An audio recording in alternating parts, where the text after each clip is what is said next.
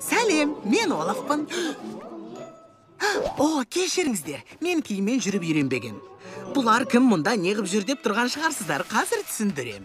Бәрін бастаған мінекі қыз. Біреуінде сиқырлы күш бар, екіншісінде ондай жоқ. Олар аққаланы жақсы көретін. Аны жоқ қылайсың, Тарс! Апа, әке, құтқар! Тарс, сарай есіктері жабылды, әпкесі мен сіңлісі айрылды. Әйтеуір әке шешесі бар ғой. Әке шешесі өлді. Сәлем, мен анамын, мен үйленгім келеді. Эльза ашуланды. Қар! Қар! Менің қар үлпектерінде сиқыр бар. Тірімін. Сарайда жалғыз тұрам. Кетері, Анна. Пью. Жүрегім. О, Құдай-ай. Сені шынайы махаббат құтқарады. Шын ғашығымды сүйем. Сен бұған лайық емессің, білесің бе? Мен жаманмын. Не? Сөйтіп Анна мәңгілікке мұз болды. О, Анна. Бірақ кейін ереді.